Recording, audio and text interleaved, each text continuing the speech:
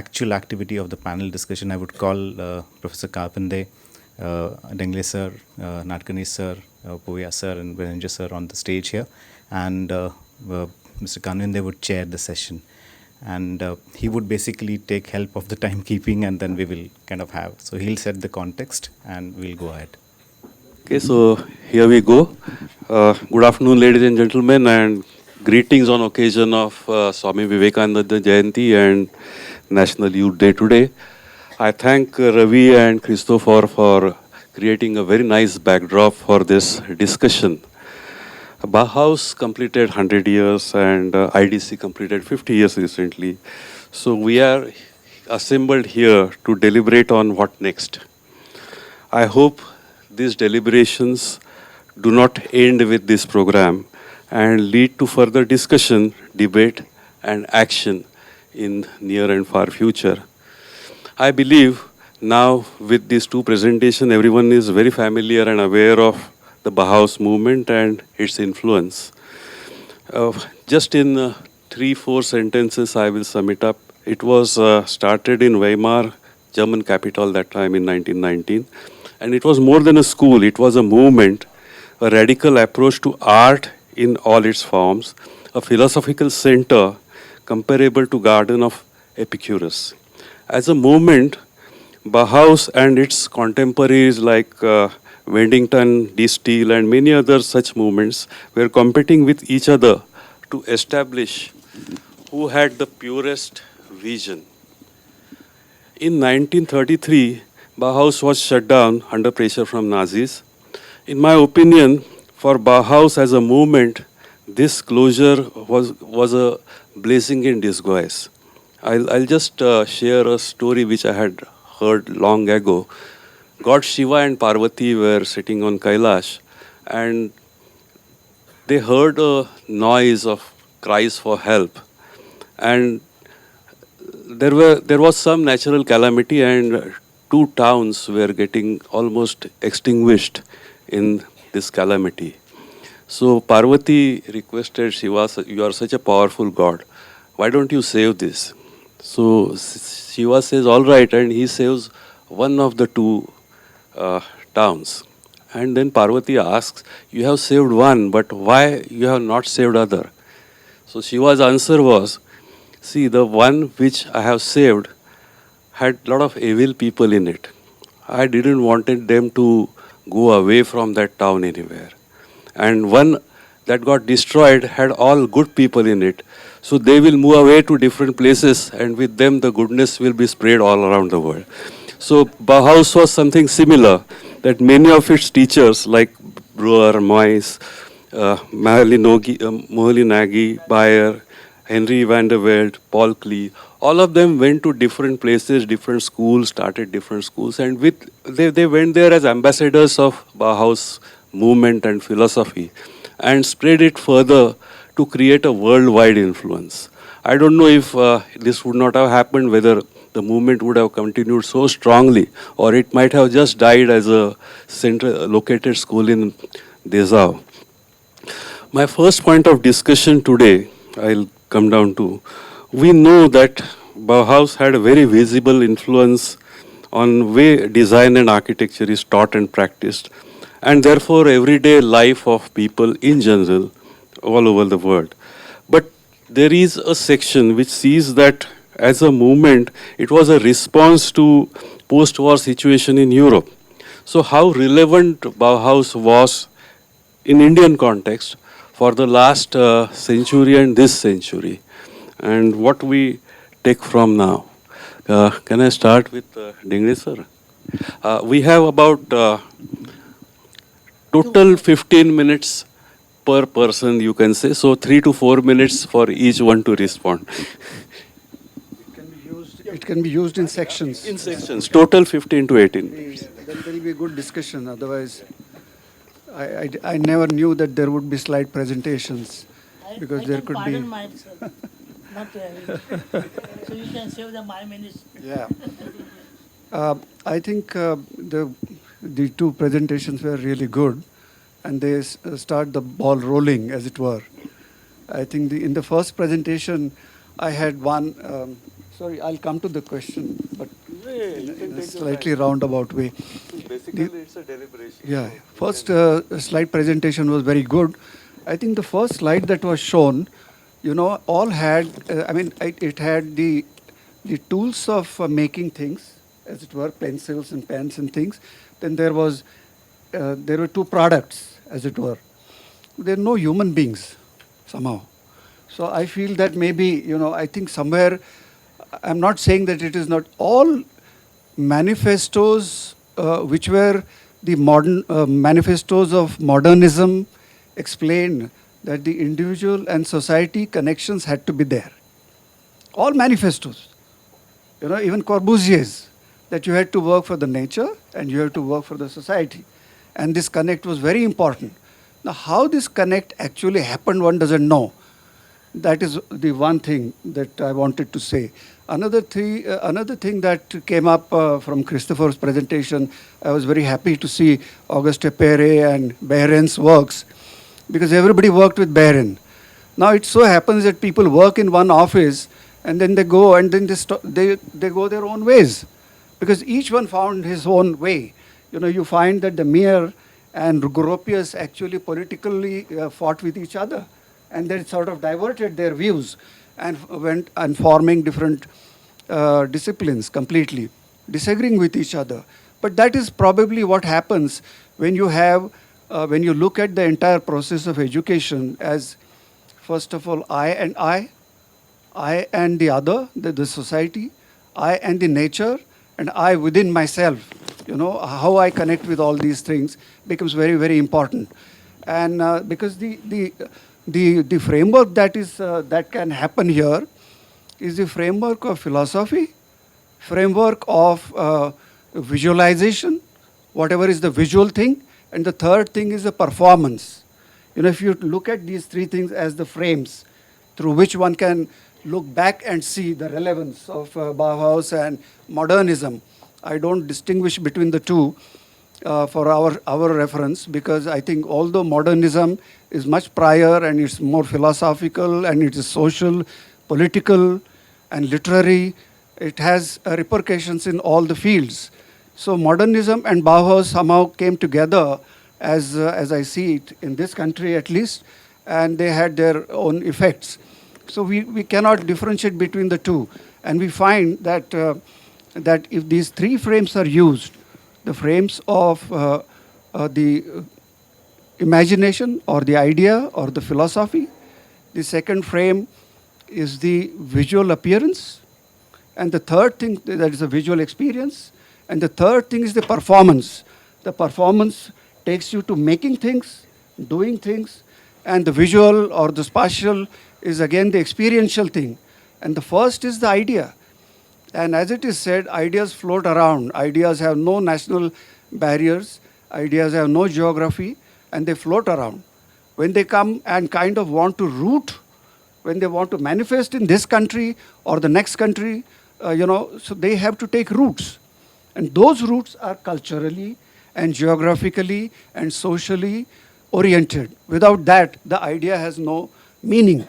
So I think these three things would be very, very important for us to look at. I will come back to the other points. Yeah, I request everyone to respond briefly or at length. How brief? Briefly can be half a minute, at length could be 15 minutes.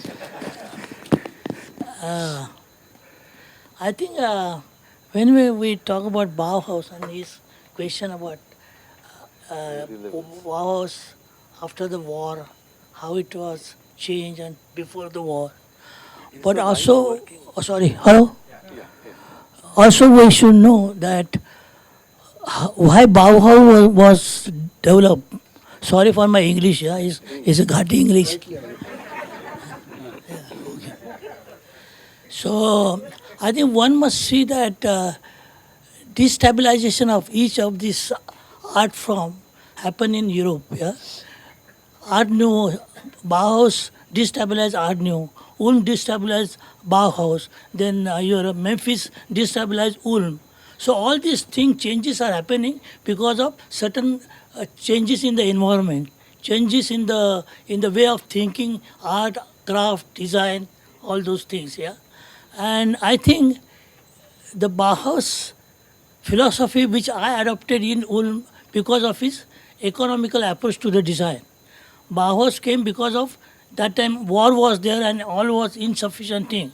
And then India was also at the same time in the 60s and 70s when IDC was started, have the same sort of environment. We were not affluent enough to play with the materials or take it advantage of the material like Americans. You know, all this styling willing came because of their got this ample thing about with them, yeah, which was not affordable for us that time, yeah.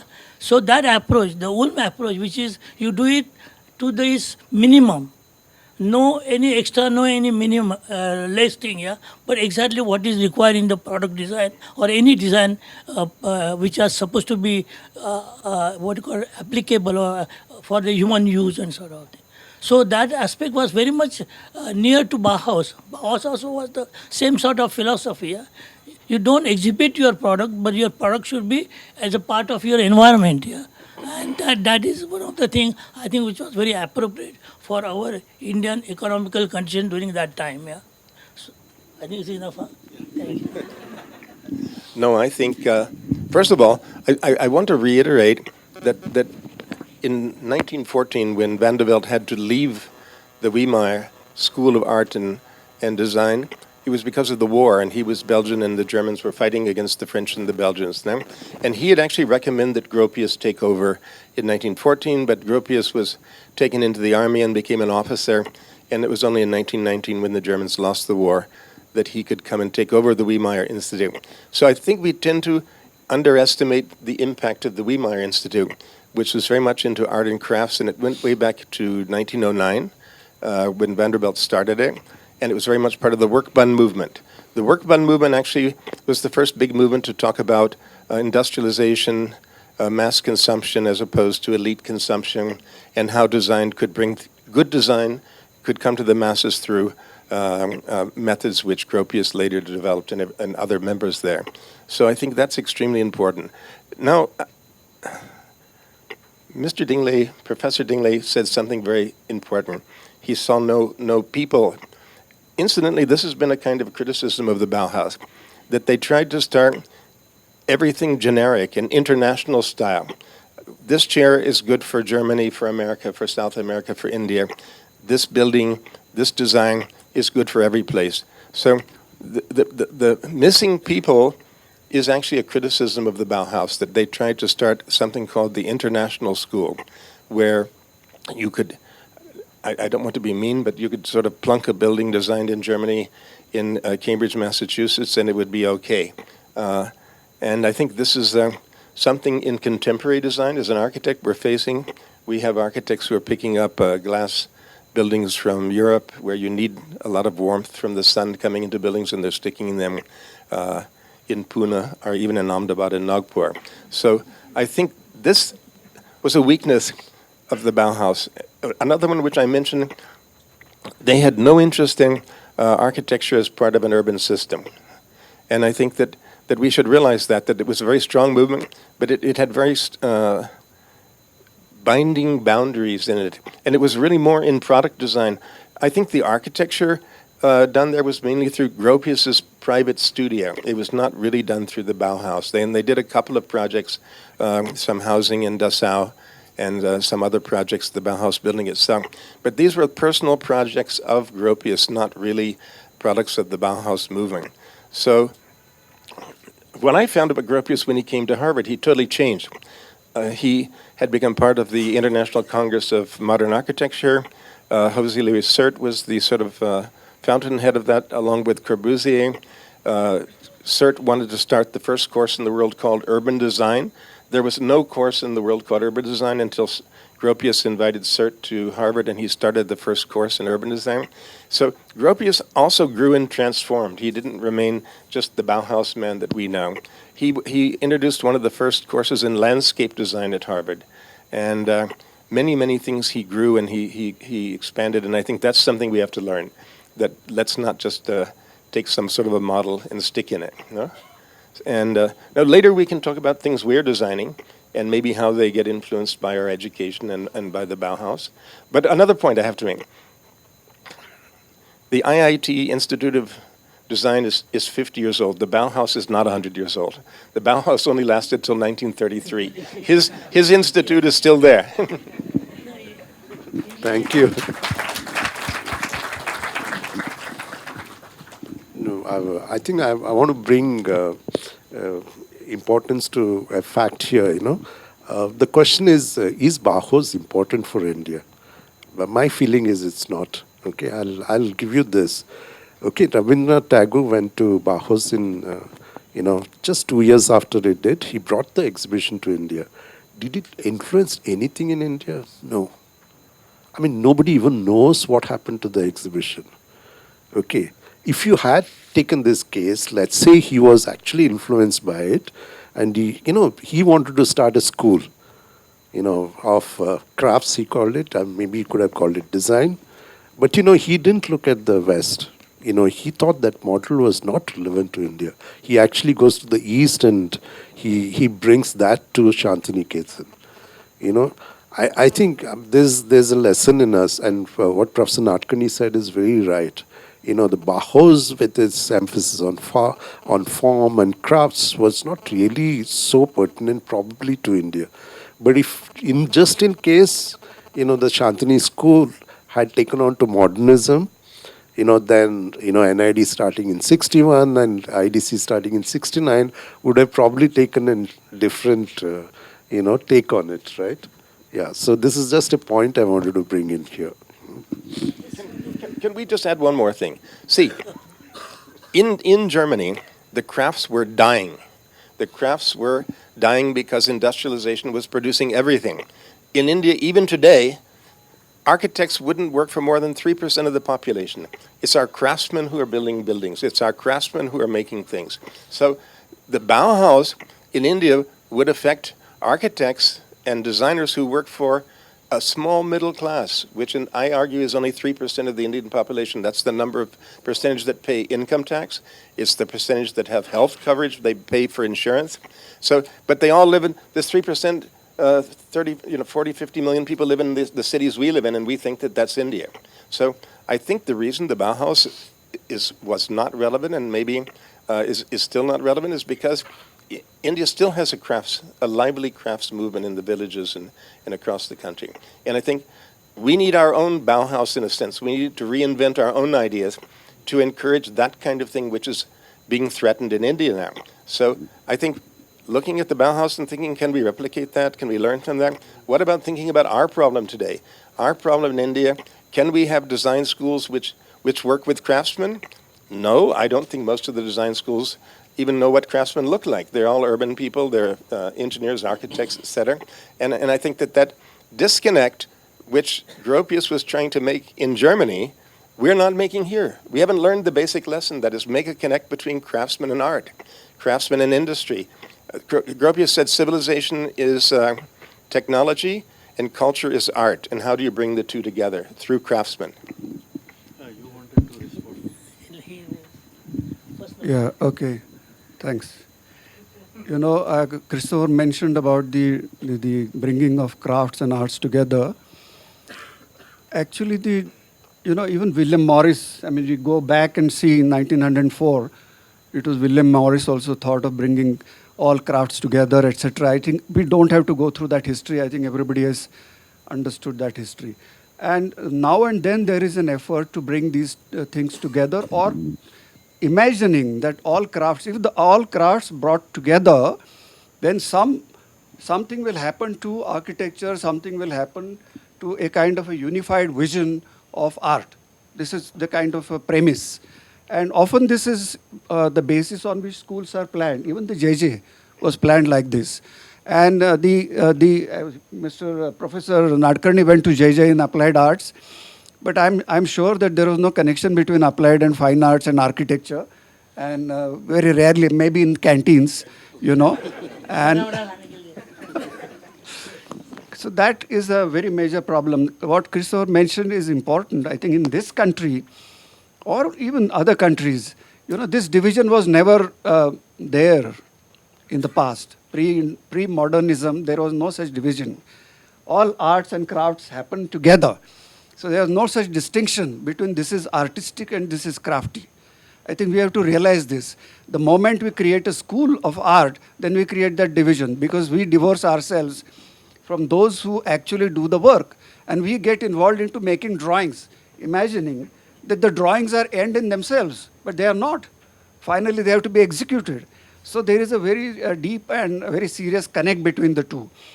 The things that we have to realize here is, I mentioned about the visual.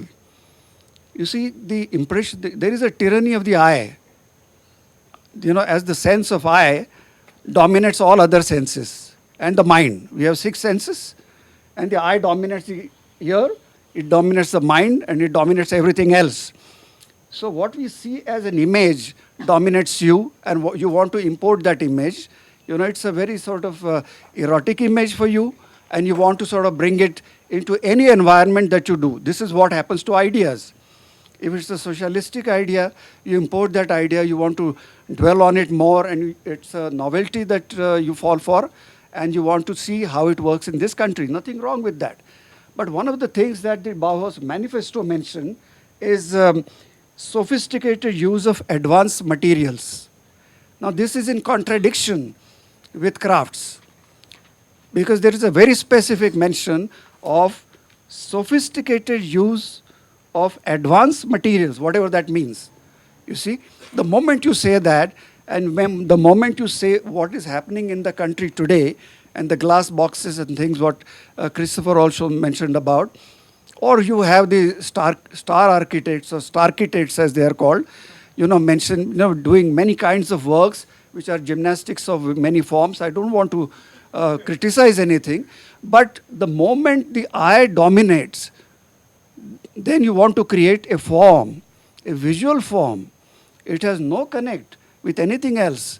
It is so abstract, that it has no connect with the people. And there is a very good star architect who's no more. She said that, of course I don't build sheds. So building sheds is something wrong. So I have to do this. I have to do this, that, and the other. Without that, my form will not succeed. And if you go back to what Gropius said had said that good design is good business, mind you. He didn't say good design is for good people or for all people. It began with this. Good design is good business. And there was this notion among the faculty that if we train these people, then we all will be wealthy, all will be happier, all will lead in the profession and will dominate the design scene, will get to do a lot of work and have a good living. This is the premise on which it was built. The moment you say that, then there is a huge, huge problem. And I would say that that aspect of good design is good business has not lost on us.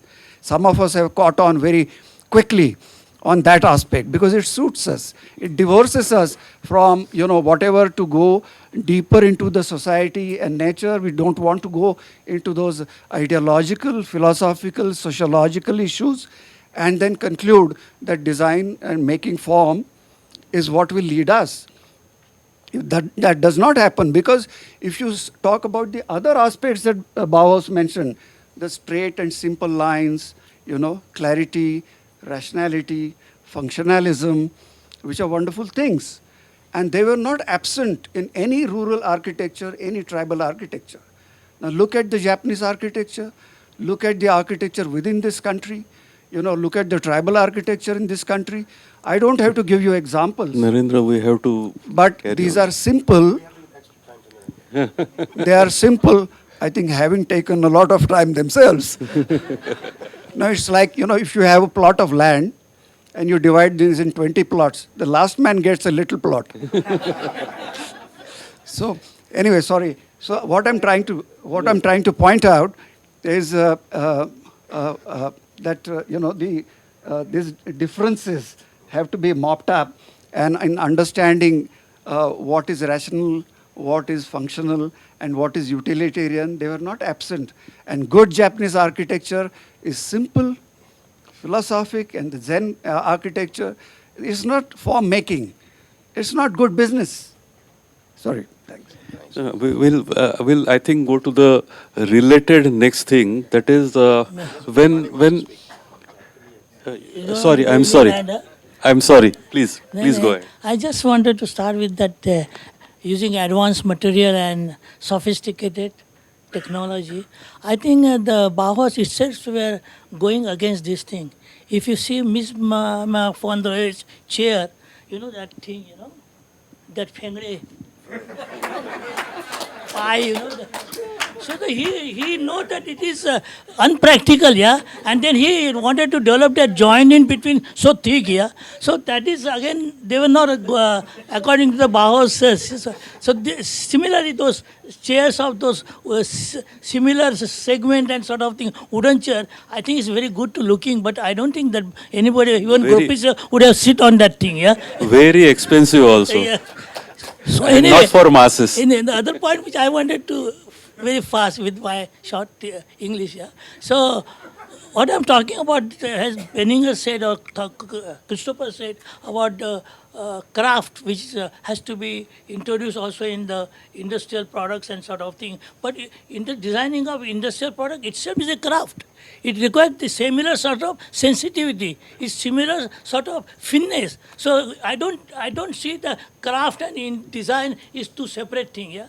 You have to have that sensitivity when you build any or design any product. Yeah. Then of course many other constraints are there that you have to think of, which Bauhaus never thought of. Yeah. So like human constraint or human comforts or all those things. Yeah. So I think we have to respect the craft, but also with some sort of seriousness and understanding of the craft itself. Thank you. Yeah, actually, that's what actually is going to the next point. That when Bauhaus was founded, Gropius wanted to work towards bringing all arts together under the wings of architecture, and to an art that could be mass-produced with machines. Now, somehow, art, architecture are independent streams in India. But now, if you look at the draft national education policy, which is being considered and supposed to bring in very radical changes in the way things are taught and learned, they are trying to break the silos and say that we don't want henceforth any schools of engineering, schools of architecture, school of pharmacy, and it should be more liberal. And there is a suggestion, for example, that architecture schools should also offer programs in economics, humanities, planning, etc. So, do you think it's the way ahead that we include art, design, humanities, economics, everything, including architecture, together as one single course, where, like you have in to certain extent in Singapore, where you have some basic courses and then you start going towards specialization. So, what is your take on that? No, I tell my take about this thing about. I think Charles once told me, Charles Korea, that now all these things are going to vanish, all other professional nomenclature. There is going to be only a design, because design takes control of all those elements which require for the man to design anything. So there is architecture or what you call product design, all these things are coming together under the one nomenclature that they are designers. Yeah, and I think that is going to be very popular now, I don't see. Yes, it's maybe sounds bad to say good design is good business, but if you're trying to look at India 20 years ago and see the kind of cars that we were designing here, the kind of electric fans, the toasters, to tell industry to take on the job of design, you might have to convince them that good design is good business. Maybe it's not wrong, because I don't think good design is good business means that you're telling students you're going to become millionaires, but you might be telling them that you're going to get a job, and I think that's important to students. So I think we should look at that in a balanced way, and I don't think Gropius really ever was a person who was pushing capitalism as such. No? But I wanted to bring a new topic. I wanted to say, see, we're all sitting here, and a take-home thought. I think most of the ideas brought from the West into India in the last 50 years were bad ideas. I'm making a hypothesis. Now, let me start with city planning. I think Chandigarh is a very bad plan for India. It's a plan for automobiles. It's a plan for rich people. None of the people sitting here, including us, could ever afford today to buy even an apartment in Chandigarh because it's so poorly planned, it's so spread out, and they require large plot size, setbacks, maximum plot coverage. So the whole design of the city reduces densities. There's no shared walls like traditional cities. The 1960-62 plan of Delhi, Ford Foundation, they brought planners from where? Harvard and MIT, and they did a plan for New Delhi. What did it do? It, A, said you can't have any fabrication in the city. You can't have certain kind of functions, which all went into the villages. You see, villages in the Delhi master plan are not included in the plan. So they've turned into huge slums. And they didn't come under any kind of building control rules. Delhi itself, plots had to be minimum size. You couldn't build more than 50%. You had big setbacks. Again, it spread the city out. Why did Gurgaon flourish? Why did the builders who went out there flourish? Because people were pushed out of Delhi. There was no space left. The planning was so bad. And the planning depended on automobiles again. So I think, just as a hypothesis, what if we said all of these gurus of ours who went abroad and came back here and said, follow Bauhaus, follow this, follow that, did they think, when they thought about new cities, to look at old Ahmedabad, at old Delhi, and say, is sharing walls a good idea or a bad idea? The new planning says you can't share walls. Is having courtyards in a house a good idea or a bad idea? The new planning almost obviates courts because when you take all the setbacks, you're not left with enough space to have a courtyard. So I'm making a hypothesis that for the last 70 years, we've messed up our design by not thinking from the bottom up, from not thinking of our own society and what are our products. We could have done new types of city plans, which would have been models for the world if we had followed what was happening in traditional cities and towns in India instead of importing ideas. Maybe it's true in the way we design products also. I don't know.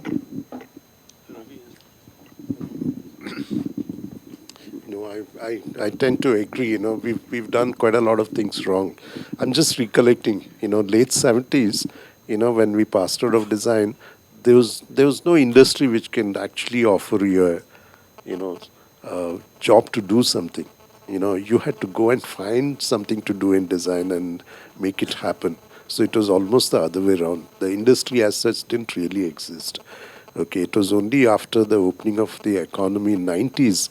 Okay, the industries as such needed something called as design. And if you look at what happened, they're looking at design as a business proposition, not really to make things to reach to the people. I think the same thing holds good now, if you look at it. And I think good examples of design are out of this boundary. When you do something directly with people, when the industry is involved, the economics of it really doesn't allow you to do things, And I think that's something that we have actually taken from the West. The industry as such has come from the West. It's still alien to India, you see. And I think we are still grappling with this fact, And if you look back, right, the British did all the cities with respect to what was useful to them. Bombay, Calcutta and Madras were port cities. Okay, and Delhi was the political center.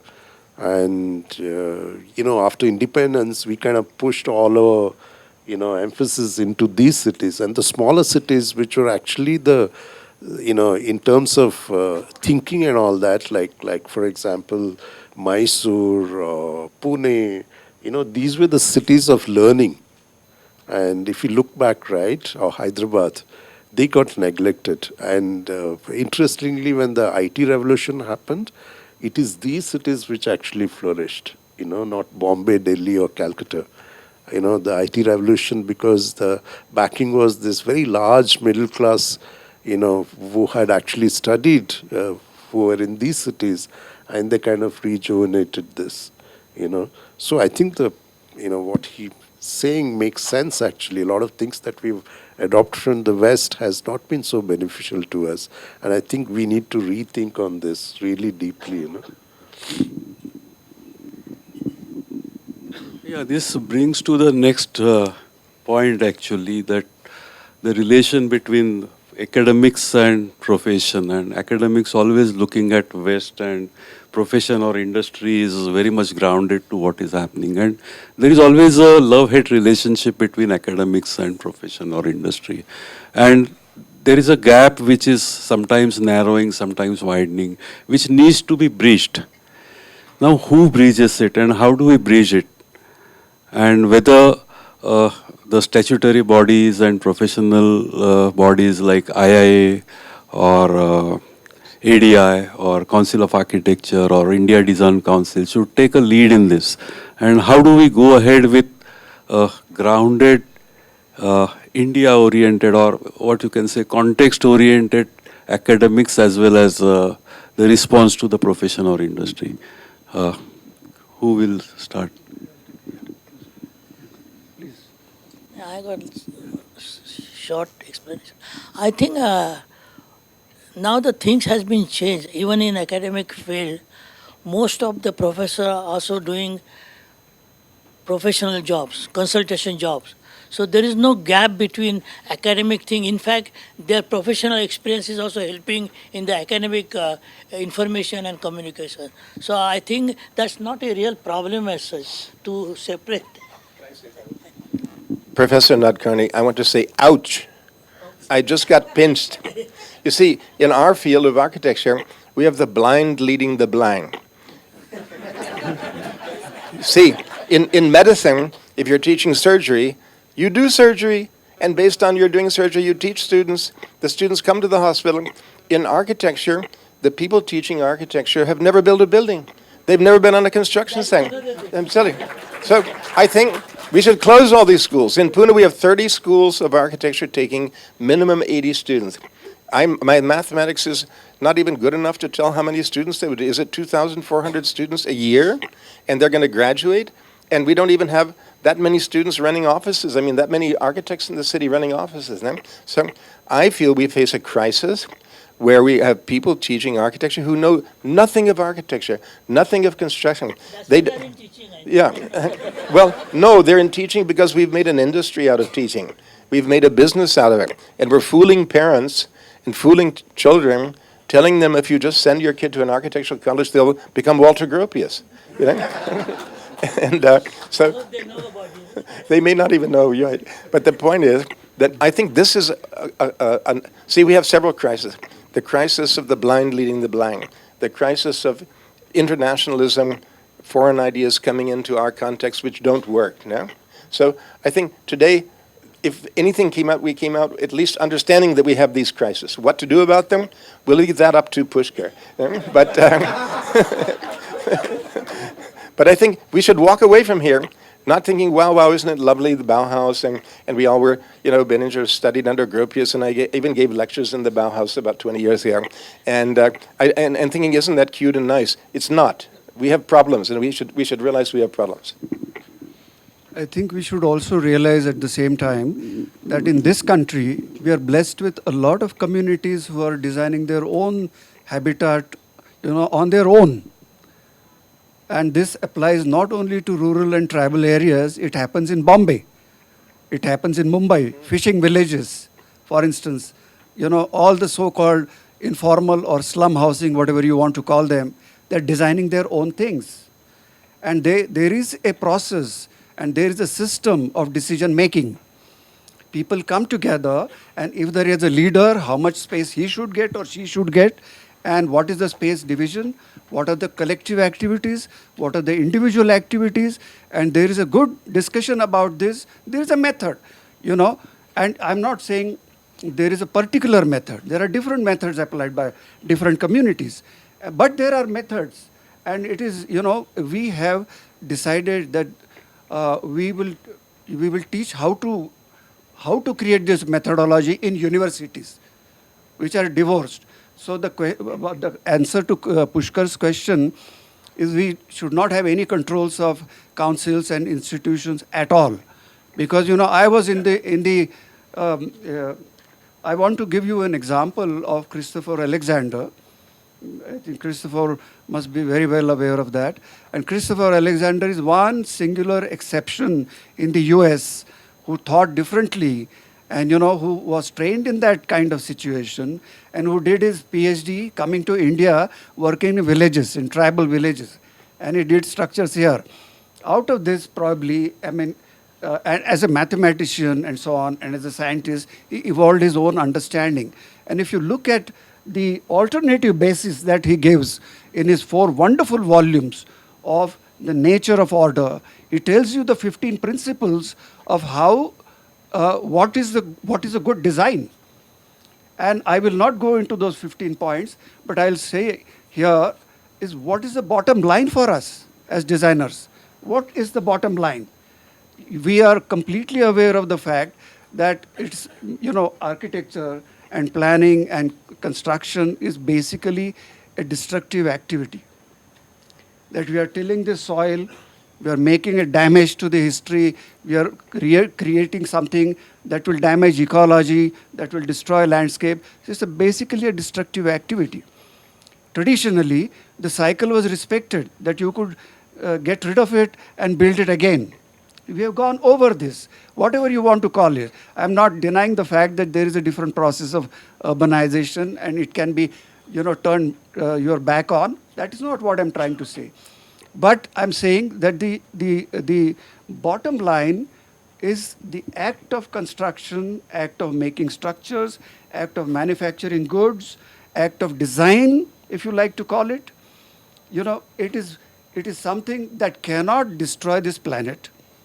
In one kind of seminar, there were plumbing engineers who were telling, and I was quite surprised, they were saying that now, the science is so advanced, technology is so advanced, that you can tap water on the Mars. So I was horrified. And I said, when my turn came, I said, look, having destroyed this planet, now you want to get rid of this.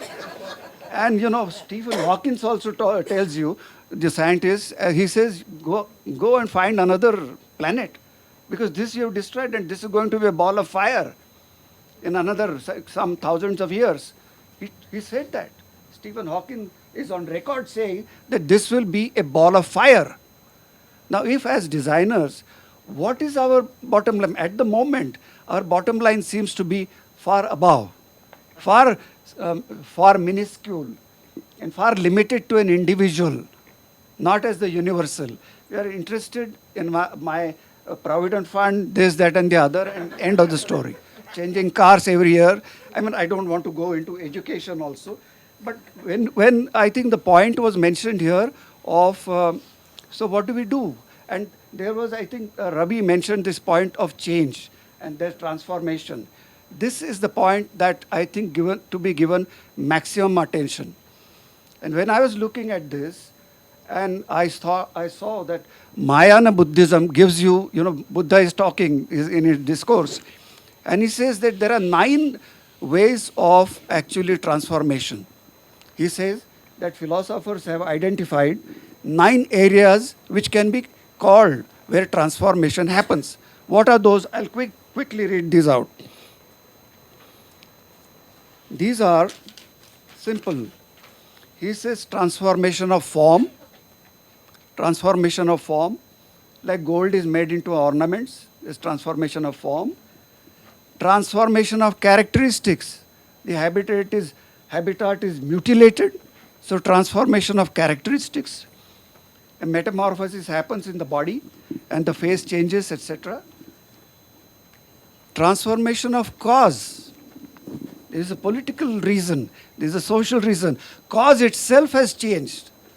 So cause is changed, and there is transformation of concordance. So concordance has changed. Transformation of view. Look at a beautiful image, and my view has changed. Oh my God, I've designed this kind of a thing, and let me design it the distill way. I'll use primary colors or color theory. Where am I? Etc. Transformation of nature. The trees are brought down and lawn is created everywhere and watering this and so on and so forth. So transformation of nature. And transformation of nature within. That I was so and so, my grandparents were so and so, I am so I'm transformed. What has transformed actually? The next is the transformation of manifest conditions under political, social system. I don't have to give examples. There is the conditions have changed. And transformation of manifest work, that I did such and such thing and I'm doing such and things now. So there are these 9 areas, and what Buddha says finally is very wonderful, because he goes into his theory of neti neti. He said this is what the philosophers believe, but it's not so. So it's wonderful, because these silos are not to be stuck to. They are not independent of each other. But there is transformation. And he brings back the entire thing to you as a self, that you are the one to whom it happens. It's not outside you. You are the one who's interpreting these things. You are the one who's imagining the changes. You are the one who's impressed or not impressed. And you are the one who's making this choice. So the ball has always been in your court. And how much and where you have transformed is something that all of us have to look at.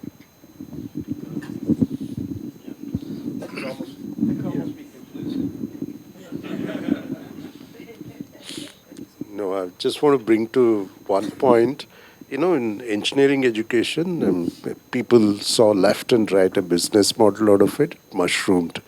Okay, we now produce about 1 million engineers every year. Okay, after engineering, it happened to architecture. There are almost around 550 architecture colleges, many of them with no students right now, and as he said, no teachers either. Okay, the same things seems to be happening for design. Somehow, design is seen as a new business proposition. You know, in the last, I think, 3 years, almost 100 schools have come up. Okay, again, it's the same problem with no teachers, no infrastructure. Okay, so this seems to be something which is repeating in our country, and I don't think many of us, probably even there's no mechanism to stop it from happening.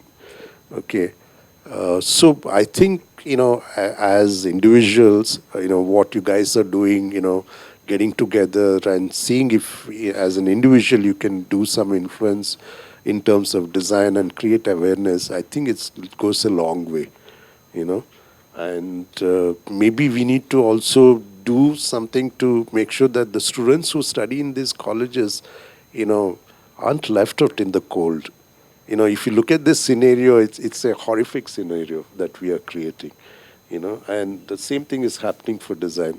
So I think it's open for discussion, you know, if somebody has some views, you know, it would be nice to look at it, yeah? I think we must also, when you're talking about planning and planning the cities, we must ask ourselves whether the planners do have control in their planning. Because who belongs to the city? City belongs to whom now?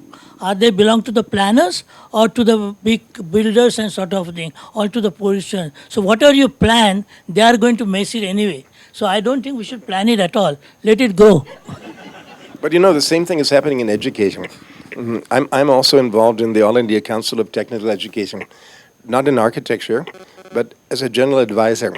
And I noticed about 6 months ago that so many schools of pharmacy are getting created. And in Maharashtra, at least at one time, 100 colleges were applying to teach pharmacy. And I said, well, where are they getting the space to teach? Oh, they're closing engineering colleges. So, number one, because engineering colleges, about 30% of the seats are not filled now. Okay, why pharmacy? Because the government passed an act, a rule saying you can't sit in a medical shop and you can't be a chaudhry from Pali in Rajasthan and run a medical shop unless you have a pharmacy degree. So, through public policy, suddenly we generated a demand for getting a degree in pharmacy. So everyone who has a medical shop sends somebody in their family to study pharmacy. So it's very interesting that we see a nation like this needs young people who can work. Don't we ever do studies? What should they be studying? What should young people be studying in this country? Maybe they should be working in factories. I don't know. You see what I'm saying? Maybe they should be doing management of facilities. But the topics they pick are all these fancy topics, some sort of profession, some sort of thing.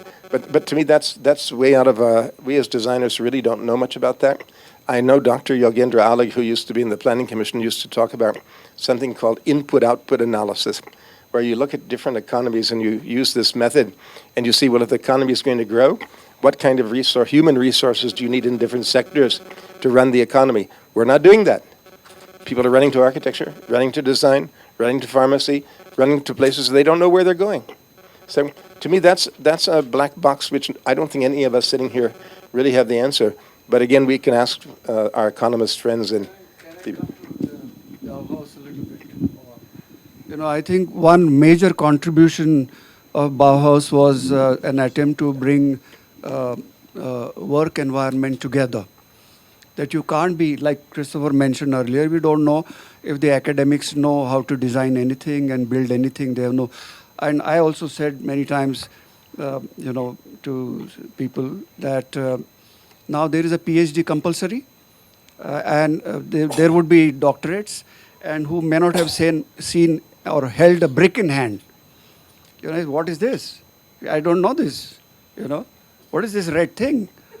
Oh, it's brick. Oh my God. Okay. So it's quite like that. It's very serious.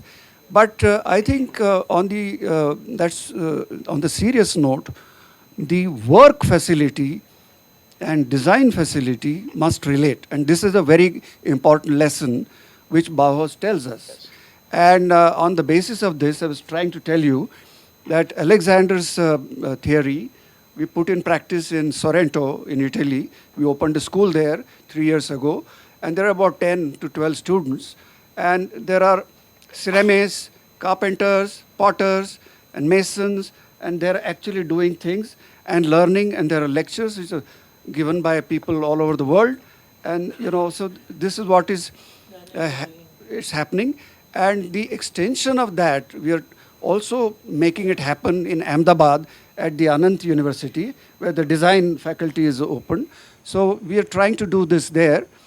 It's going to be a pilot project, really. Whether this works, we don't know. So, but they have agreed. And it will not be under the Council of Architecture. Because the moment you say it is under Council of Architecture, then you have to do this, and how many tables do you have, and etc.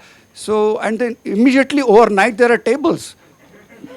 And there are people wearing ties and suits, they are professors, and they were not there yesterday.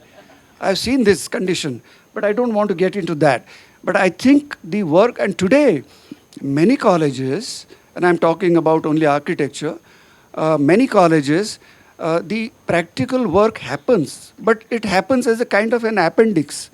It happens as an extension, as one of things that this year, how many workshops shall we have? So maybe we'll have one summer workshop, and then people will get together and do something. And they'll do a wonderful thing. And people are enjoying it, mind you, and learning a great deal from it. But it's not directly connected with what they're doing. So the things that were done there, and at somebody's expense, of course, a full-time mock-up were made. That columns and beams and, what is the doorway? And you would make a full-time mock-up in cardboard and see how it affects and what is the effect of it on scale, on space, and the detail, and then devise things from that. Now, this is hardly anywhere done. So is it possible that we learn this very important lesson from, architecture is an ancient profession. It's not the new profession that has come because of modernism. And we did buildings, people did buildings on their own, and people knew how to do this. Let's get back to somehow connecting the two. We have lost this somewhere. And is it possible that we connect as designers? And as designers, probably I imagine the design that you're talking about, Professor, is how best it can connect. And that it is within the reach of the common man. Now, if you say my software is exclusive, it can be paid for by, he mentioned 5%, 10% people for whom architects are doing. Because my software is exclusive. I went to Germany to a building designed by Frank Gehry. And you can't take pictures, but you can get a DVD at a price. All right? So wonderfully sort of marketed architects. So What happens there? The guide tells you, look at this ceiling. It is designed by using the software from NASA. Why? Why? You know? And for whom? And for whose effect? That people fall out of their chairs? I mean, it's a wonderful building to walk through. But it is a very simple thing. It's kind of a holding a hoarding on one side and holding another hoarding on the other side, which have nothing to do with the main structure. That's the trick. I realize that. And, you know, so this is what the whole thing is, that I will do something and I will outwit the other by having an exclusive software which the population has nothing to do with. This is the main problem. I have a suggestion, maybe to end things. We should all say something positive about the Bauhaus. Huh?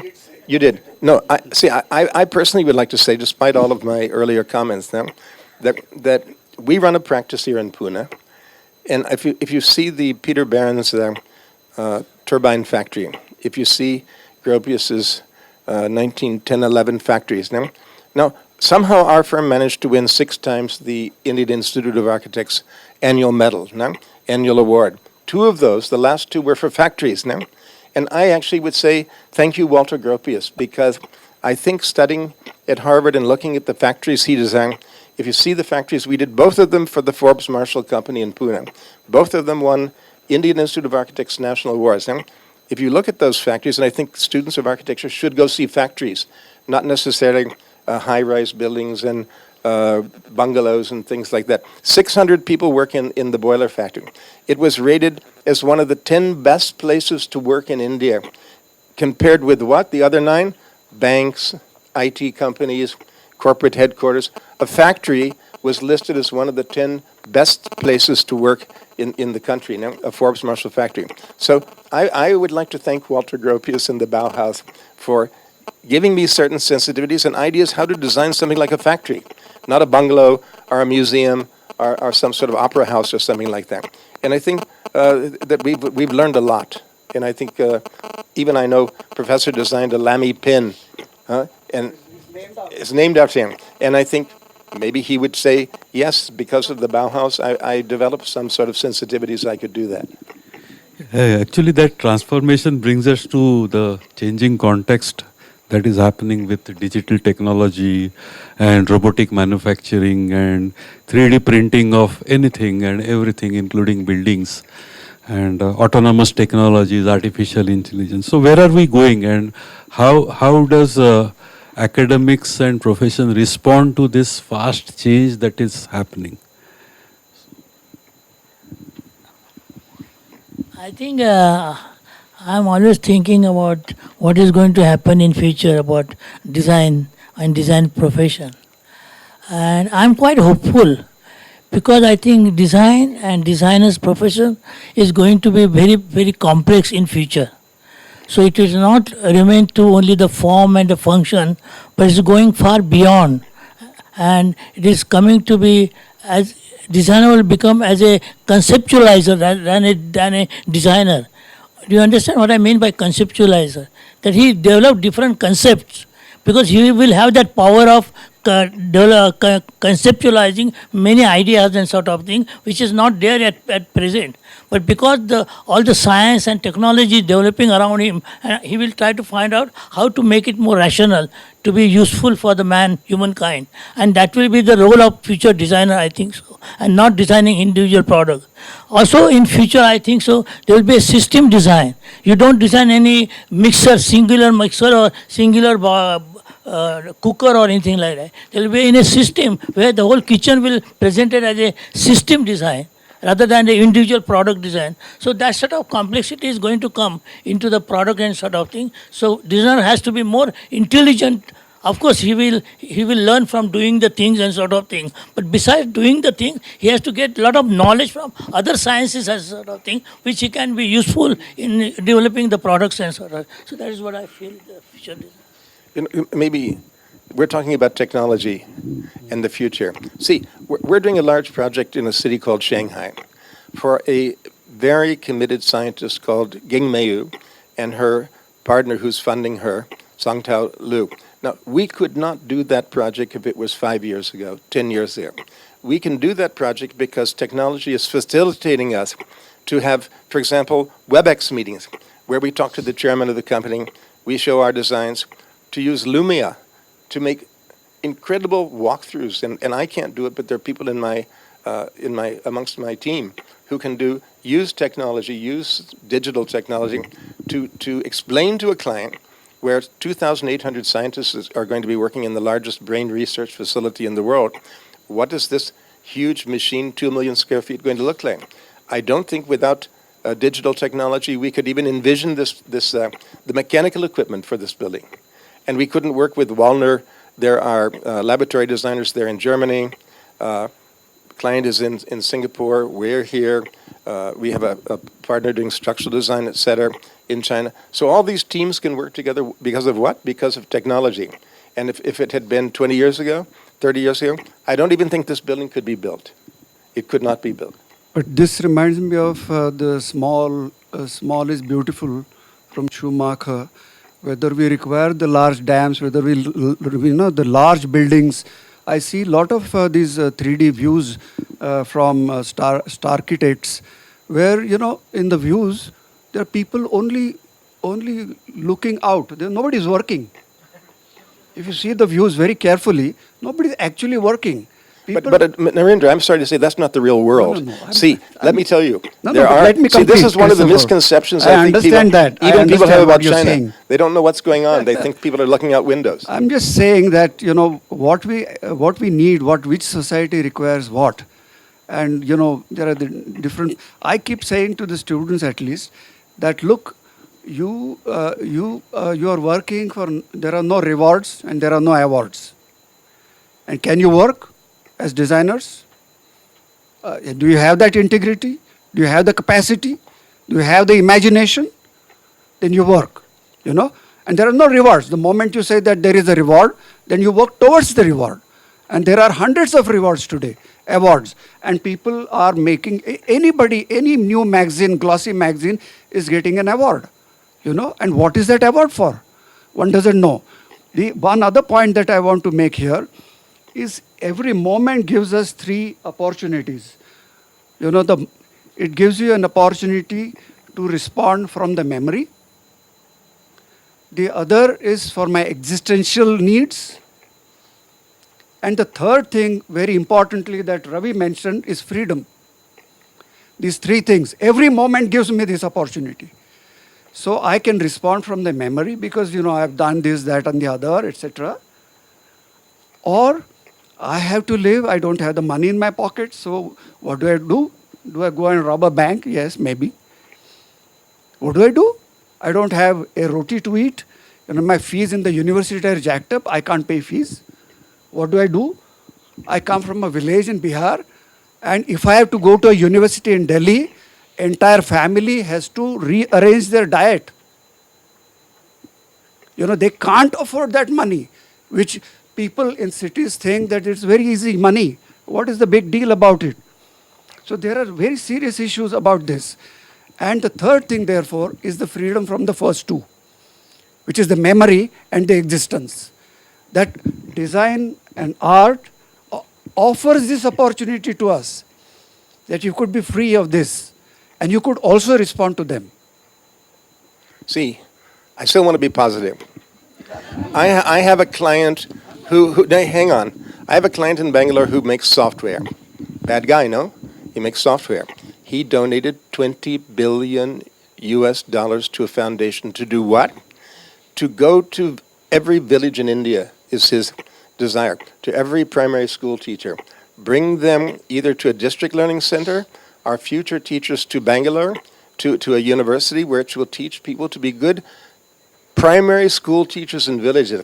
Instead of architects doing nothing and pharmacists sitting in their father's shop, he is going to create a mass quality group of teachers.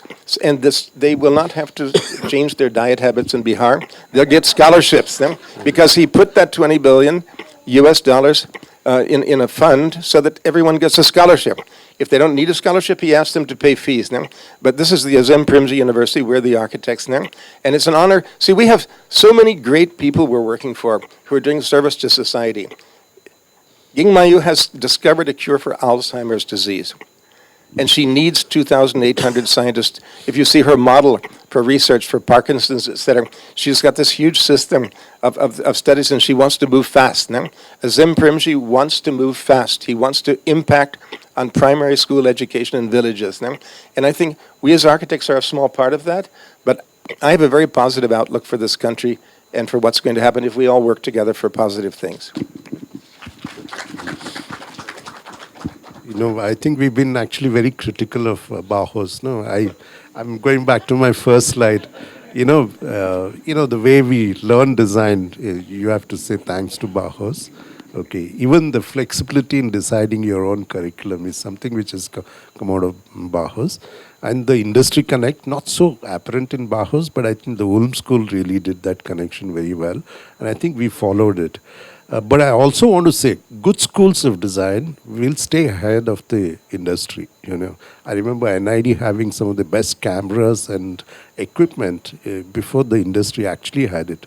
So is the case with IDC. We've had technology, into IDC. The industry didn't have it. Even now, it's not all the students, but let's say almost 1/4 of the students work with nanotechnology, biotechnology, data mining, information visualizations. In fact, we spent, the past 5 years actually playing around with gesture technology and vision technology. Okay. So it's something, if you want to do it, you can always do it. There are great opportunities for these things in our country. And I think we can stay ahead also, and this is one of the ways to motivate students.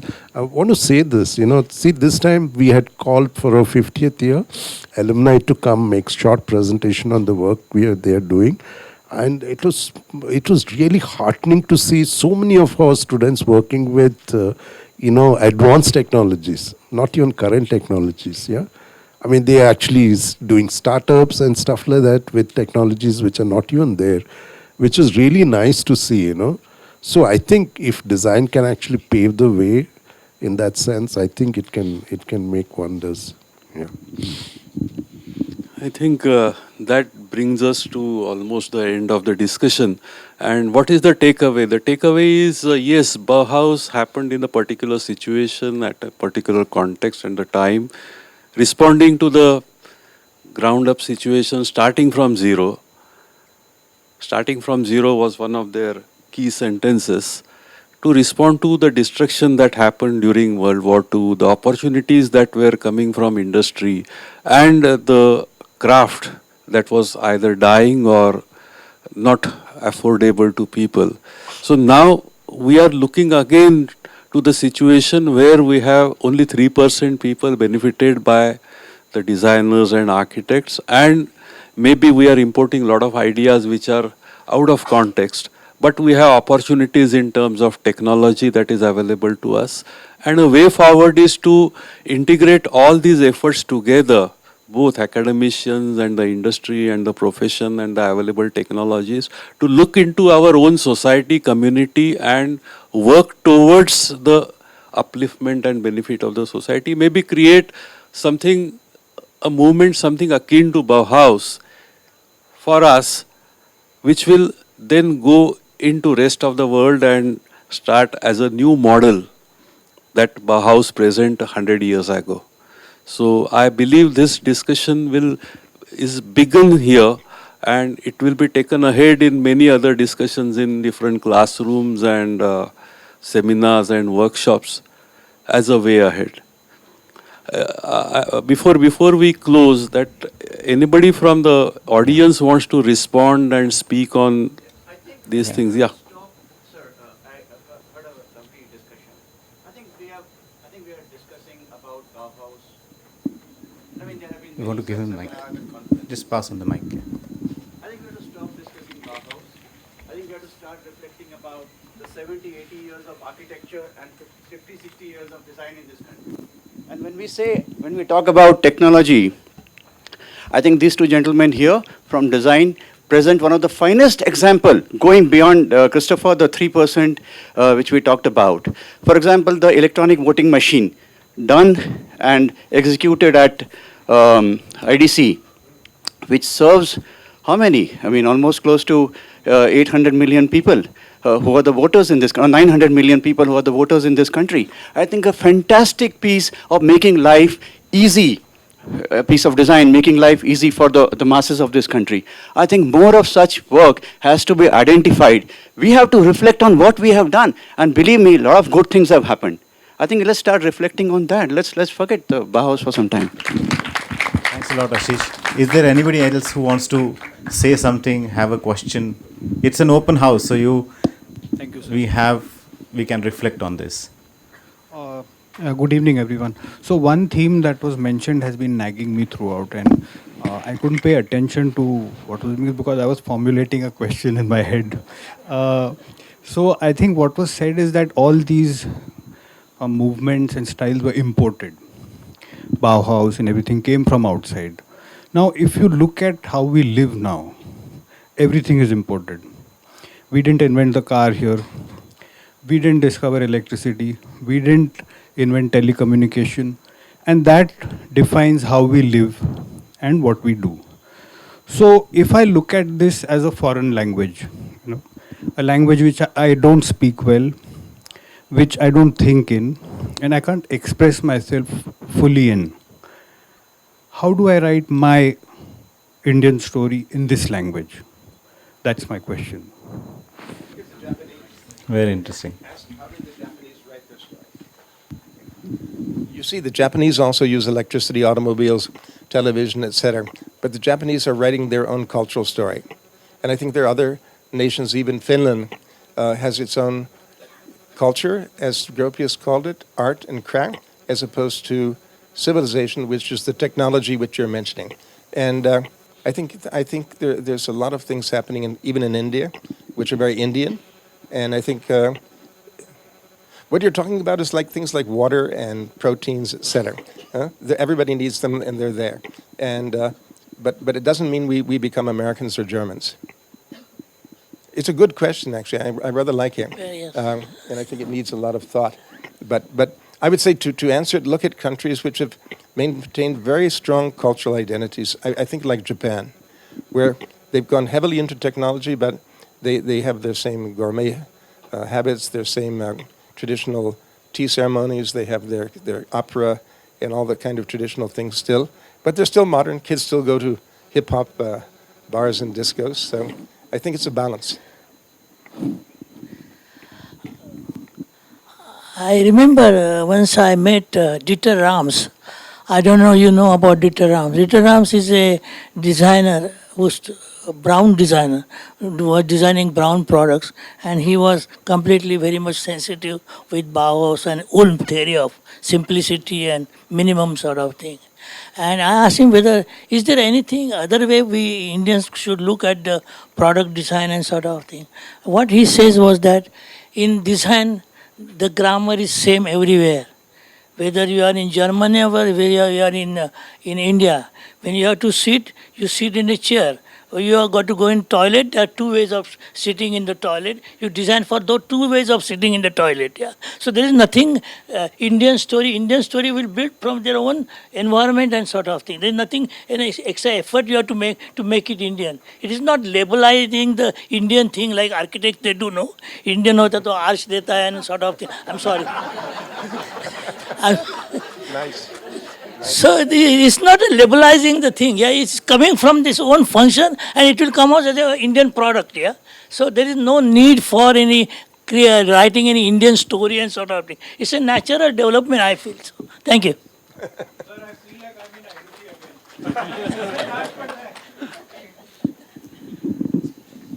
You're right, absolutely. I mean, I completely agree with them. On technology, I remember one very interesting gesture that somebody, I forget his name, a Bengali gentleman who lived in UK, he put a television set in a village in Tamil Nadu, in a small village in Tamil Nadu. He put it in the wall, and it was given all the softwares. And, who was that? Yeah, hole in the wall. Yeah, and it was so beautiful because people in that village, nobody taught them English, and they, they were speaking their vernacular, and they learned English speaking from that, and they were speaking chest English, whatever that is, you know, and they learned many things, and nobody taught them the how to use that software. So I think it was a wonderful gesture, and that was a wonderful connect with the technology, to the. Yes. Any more? Yeah, there's a hand up there at the back.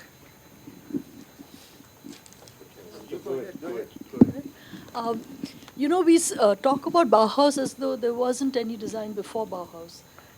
We talk about Bauhaus as if there was no design before Bauhaus. We sit in a country where our time frame is in the millenniums and millennia. And we have a word called abhikalpa, which is the closest that comes to designing. We have some of the most stellar design products, as Eames said, the Lota, the most perfectly designed product that can be affordance-wise, etc., etc. So I think the problem is that we draw the line, we draw a line which is not contextual to our existence. India was fortunate in skipping the Industrial Revolution, going to post-Industrial Revolution. So why don't we actually take what we had as resources in the past and graft it onto post-Industrial Revolution instead of worrying about the pains of Industrial Revolution, which actually Bauhaus did. So we don't have to reinvent the wheel, nor do we have to reject what we had. Just a simple example, Kamla Devi Chattopadhyay, who worked with crafts for years, she realized, working with craftsmen, that we have the most perfect understanding of an ecosystem of product development. First, you have the Shilpi, who formulates ideas in his head but does not leave it there.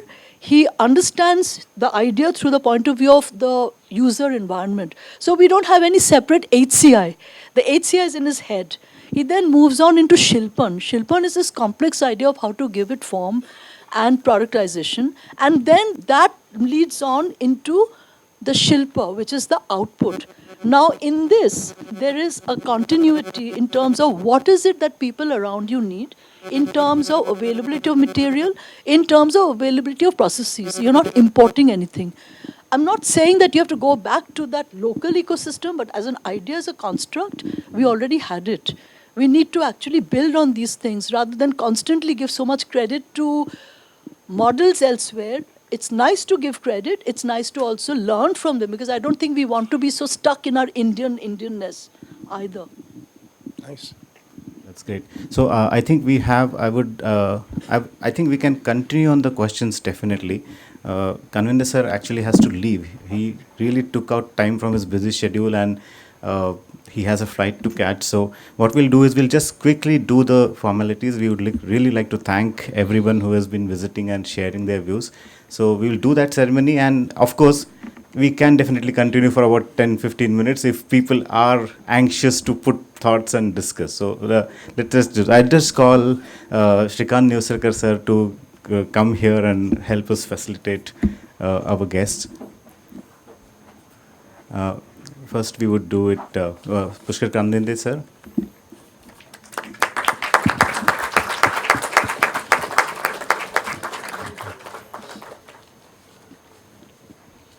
Christopher Benninger.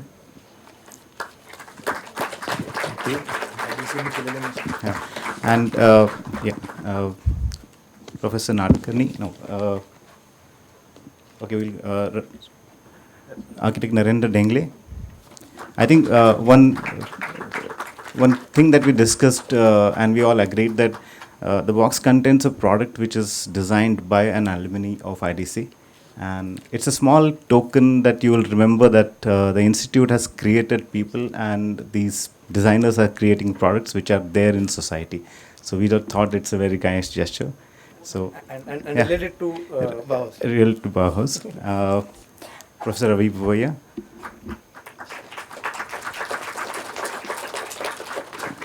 And Professor Nadkarni.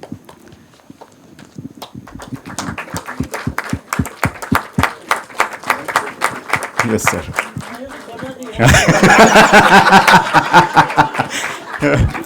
small, big things come in small packages. Sir, Thanks a lot, sir. Sir, Yes. there is design in this. We wanted this comment from you. That's Yes. why it is different. We intentionally did that. Thanks a lot, sir. Said small is beautiful. Thanks a lot, sir.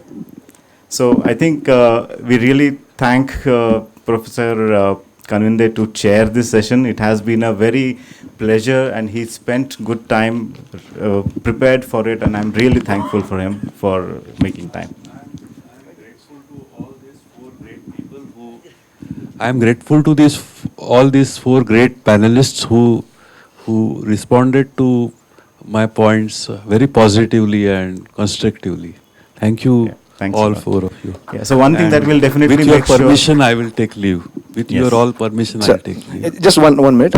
I just want to just show you that this particular thing, which is a booklet of Pune Design Festival, which we released during the festival 2 days back, is all there for you. So when you go out of the hall, you will get one copy of this. I'd like to present this to all the dignitaries here on the dais.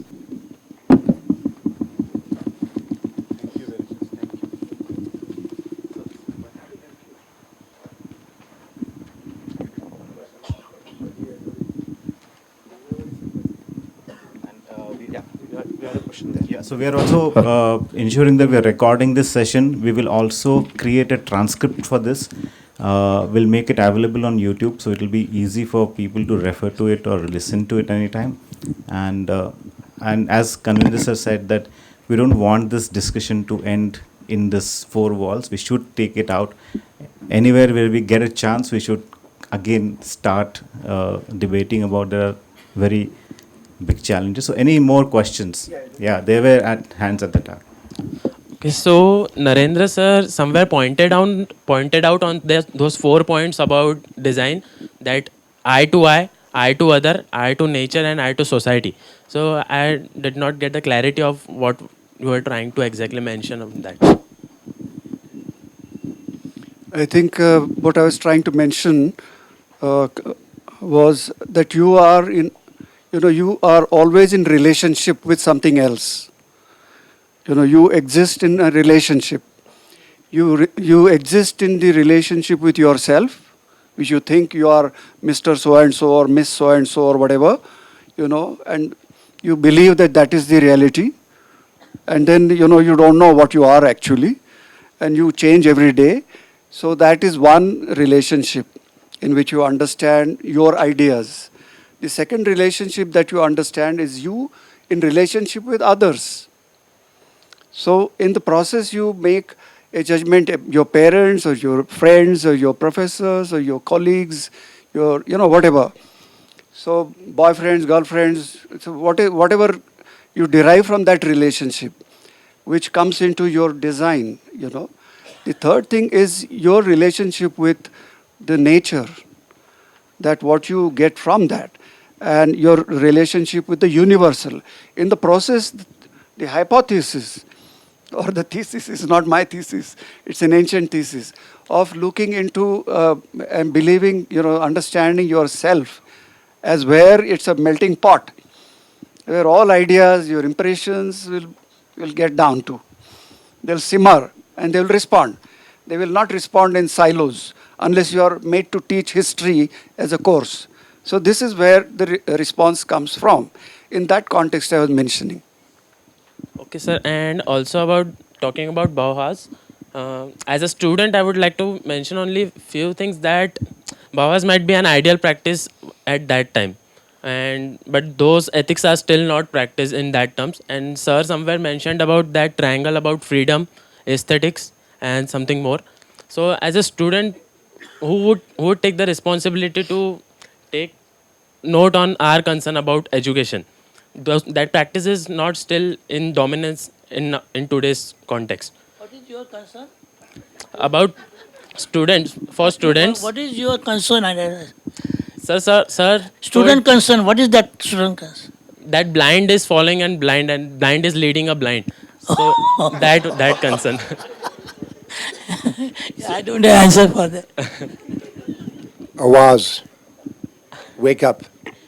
Find yourself. Don't depend on teachers. Okay. Thank you. Don't believe in teachers, yeah. I didn't say don't. No, I said you can become your own teacher. See, about 10 days ago, I was in Chhattisgarh in a very well-known university, and 3 different colleges of architecture had come together. I gave a lecture, and then I asked the students at the end, if you've read a book, please raise your hand. If you raise your hand, I may ask you to tell me what is the book and prove to me that you read it. Only one student raised their hand out of 200 students. Only one student said they had read a book. Now, if students aren't interested in exploring ideas, why blame the teachers? The teachers are just like you. Get up and move your butt, start reading, look for things, and learn something.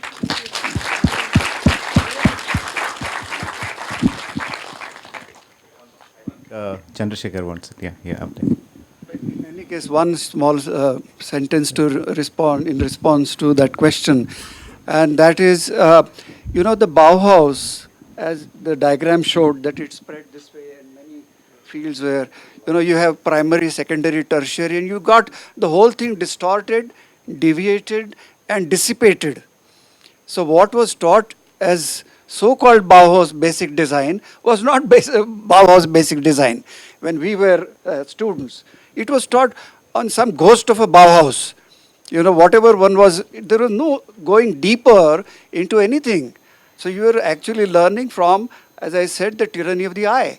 So you're looking at the straight lines, and you were made to do that. But why straight lines? Nobody was thinking about it. First or last? I think do you stay in a hostel?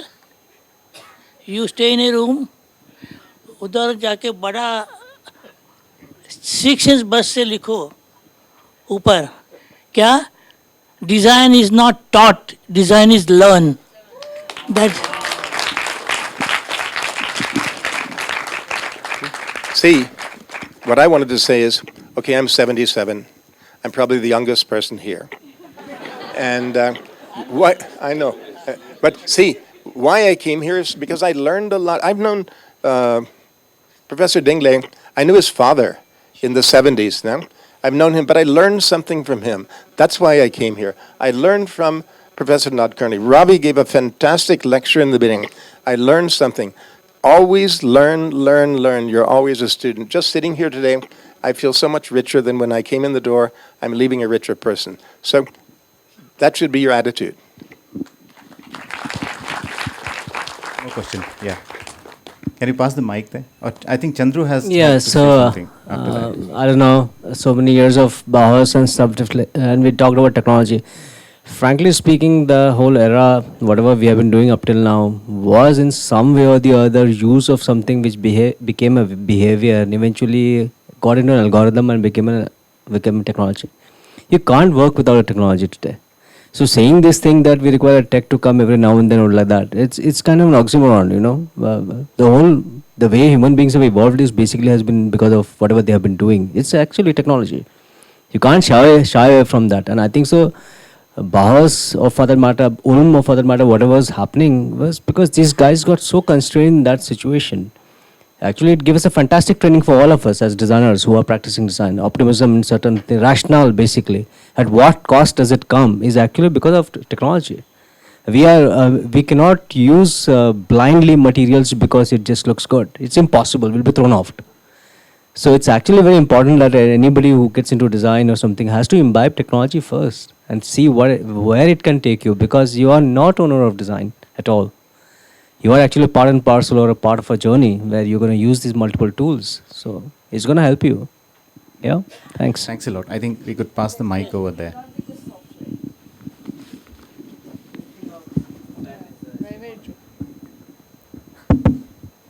Last century, from Bauhaus, IIDC, whatever, it's more visual dominant design.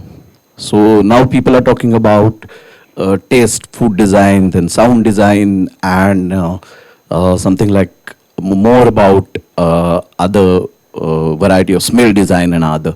So what do you think about the coming trend and how the visual dominant or some other senses dominant? I think it will be the same as today.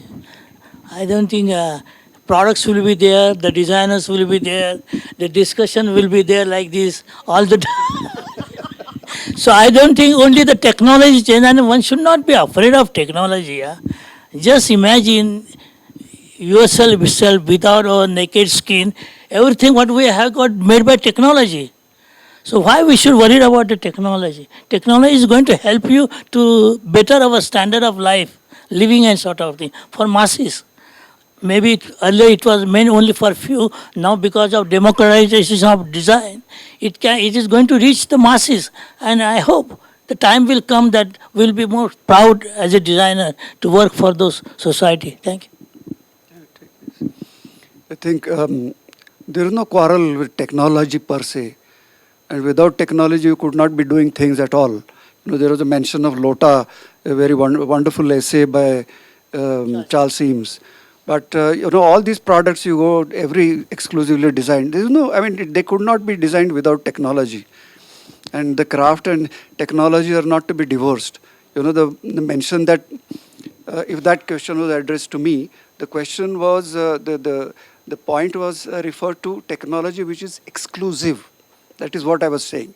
And when you say exclusive, and I pay more and more, and I only pay it to the, to the tune of very exclusive people, then it has a limited meaning, and it goes beyond the reach of the common man, and therefore it has different interests, political and social.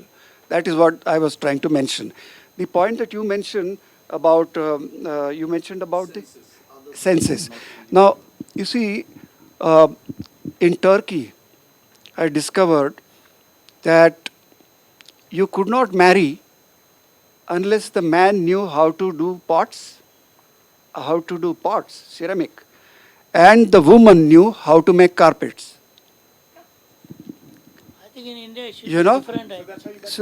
So it was a very important, the serious note of this today, because I went to a carpet shop and I asked him, it is a fact or is it a theory? He said it is a fact. I said, do you know how to make pots? He said, no. I said, are you married? He said, yes. So the point that one understands is whatever is required for your sustenance. You were making things, you were doing things. And, even Gandhi's charkha is important because it was a technology. And it was a kind of a common fabric. That the term that we architects and planners use, fabric, and khadi was a fabric, is one thing that was common. That was connecting everybody, So it was a wonderful term, actually. And so there was no quarrel about technology. I'm using a cell phone and all that. So the point is only about the exclusive thing, just because you want to promote things. There is a whole crisis in America about medicine. People are using, because this is hyped, that you have to use these medicines and cortisons and steroids and things like that. And then you learn that this is a crisis because they damage you bodily. Psychologically. So you have to take a position. There are many different modes of medicine available to you, and it's your choice. I think once Doshi mentioned, somebody usually in architecture asks this question, what do you think of Vastu Shastra? It's a standard question. And so he said very nicely, he says, if I have a body problem, I am having some trouble, fever or something, and this medicine does not treat me, then I go to the other shop. I go to the Unani, I go to the Ayurveda, I go to the homeopath, etc., etc. And I conclude, so Vastu Shastra is like that. So it's a kind of a lot of options are available to you. I think there's one person there. Yeah.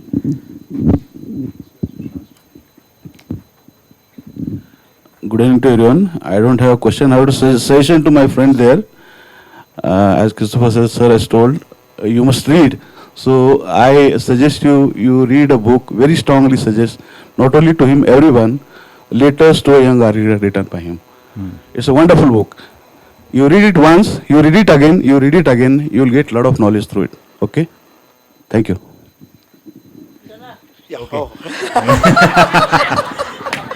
That's how we get our doses, every day. They are come in very small spurts, but they are to the point and precise. So I think it was a good session. I hope Can I everybody ask one enjoyed. last question? Yeah, there is one more. Yes. Yes. Yeah, I think this will be the last question. Yeah, thank you so much for the opportunity. I'm coming from architecture background, but then I turned to economics. So I find a striking difference between both of them. Architecture made me more sensitive. On the other hand side, when I looked and as I learned economics, people are rational, so nothing is work together. So on the other hand side, the things are very different. When I learned architecture work for some time, I thought I know everything. But when I started learning economics, I realized that I know nothing about the society and all the development aspects. People are just worried about the economic growth, and nobody worries about the design and aesthetics of the maybe Pune city maybe. So my question is, all this idea of what we took from Western world is industrialization to some extent of mass production. But what I think is we did not use that. We have used mass production to some industrialization in country. But what is the most our factor of production, that is human? As a human labor, we are 1/6 of the world population. We are actually exploiting. Can you come to the question? Sure. Can you be precise? Yeah. Yeah. My question is that once we are very worried about just economic growth, and once one of the indicator like automobile sector is falling, we are just worrying about just putting up that industry again up performing well. So what I feel is already there are a lot of automobiles on the road. So why do we need to again look for those kind of economic growth? So do you have any alternatives? Yeah, sir. I don't have anything. You should be as sensitive with the design, you should be sensitive with economics. I am at present, I don't know what, I am working with Management Institute, Wellington Institute of Management, where I have started a program in business design. And I am sensitizing the management towards same sensitivity as design, that how they should see the problem in totality, like designers sees it. And this is applied for all type of management profession, from finance, economics, all those areas they are there, and they are now learning this, how to learn the problem, how to see the problem from the bottom to top, yeah, rather than superficial only on the profit and loss basis. So that is how you become sensitive also to the economics. Once you are sensitive with those problems, you will understand the real problem where they exist, yeah, and then you will find the solutions. Yeah. Time for a joke. I used to do work with the World Bank. Is this working? And I was with Kenneth Bohr. He was a person who even helped write the first 5-year plan in India. We were in Malaysia working on the Terengganu regional plan. And he saw a bridge. He said, that bridge, 30 years ago, I was part of a team and we decided to fund this bridge. And he said, 30 years ago, Malaysia had the new economic policy. It was a socialist policy to develop Malaysia. He said, wherever I travel in the world, where we invested in bridges, they're still standing. Where we invested in new economic policies, they've all changed. So the economic policies, he said, they never survived, but at least the bridges, they survived. I don't know, maybe you should come back to architecture.